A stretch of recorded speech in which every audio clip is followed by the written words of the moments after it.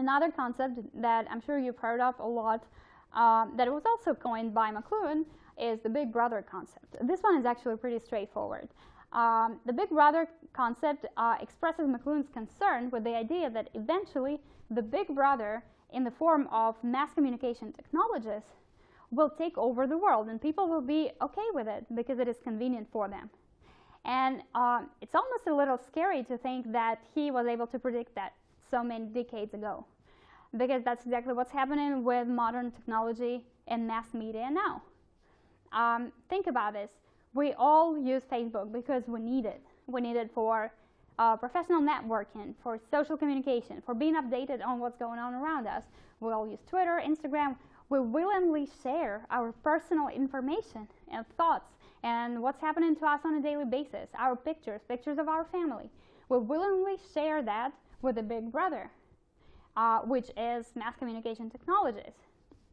And as a result, the amount of information we share, think about every time we had to share our social security number with an insurance company's website to get an insurance, every time we had to share the number of our credit card to buy something online.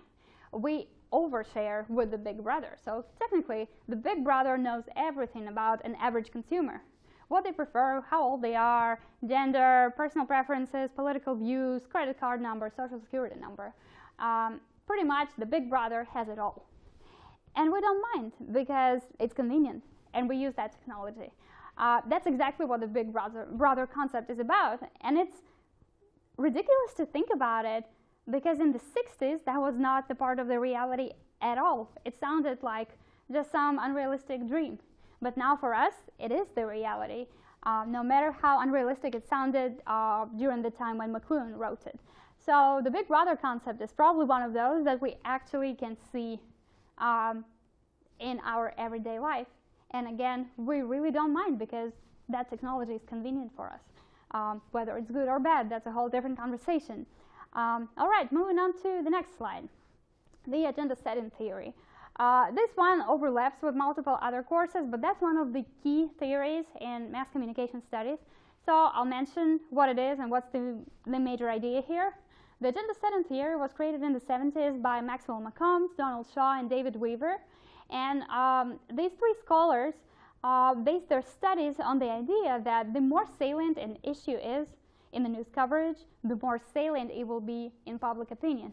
So in other words, if you frequently cover something in the news, people will be more inclined to believe that this is a very important issue.